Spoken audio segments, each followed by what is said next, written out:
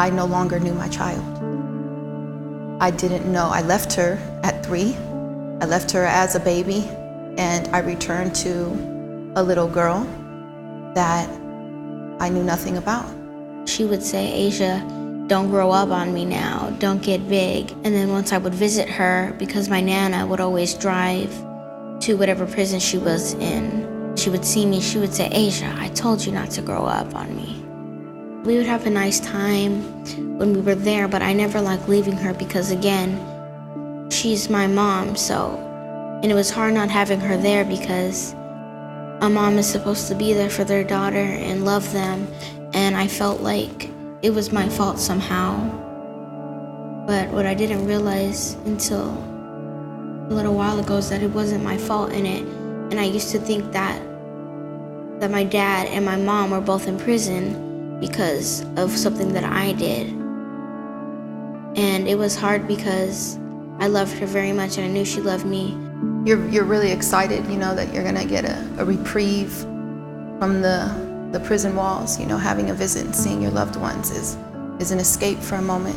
It's a glimmer of the life you left behind. But when it's over, it's that much worse.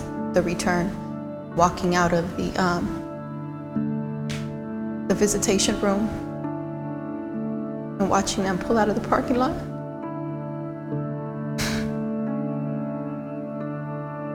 It's not the same as having your mom there every day to hold you and give you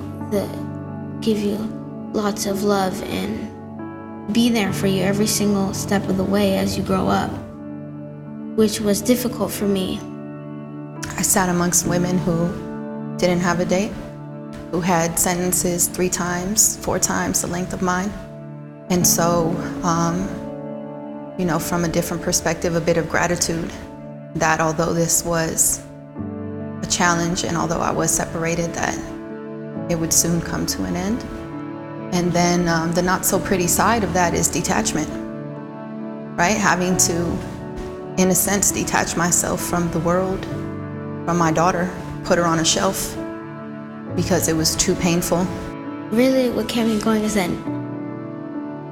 is having my Nana there, because my Nana was there to take care of me when my mom was gone. So people speak about reunification as if it's like this one moment in time. And I've been home 5 years now and we're still dealing with reunification. Reunification is a constant process. It was eye-opening to come home and to have to confront the fact that I no longer knew my child. I had missed her first day of school. I had missed birthdays. I missed so much, and I couldn't even tell you what her favorite breakfast was. So it was a whole process of getting to know the person that she was. And then the challenge of how she had romanticized me, right? Because mom's gone, but mom's this great person, this loving, amazing woman, and she's gonna come home and she's gonna love me, not aware at all of the challenges that were awaiting me when I came home, and me not really being aware because I had never experienced that. So dealing with my own traumas, addressing my own issues, learning how to parent again, learning who I was after prison. I mean, there's so much to figure out. It never ends. I didn't really remember my mom. I don't remember much about when I was little. I think that I chose to incorporate something that I thought up in my head of what she was, and that's how she's gonna be when she gets out. She still doesn't know everything about me, and so that's something that we're gonna have to work on. How my mother being in prison has shaped me is that it made me better, and it made me realize that I need to tell my story, not just for myself, but for all the other children that have parents in prison or that are going through or have gone through what I have.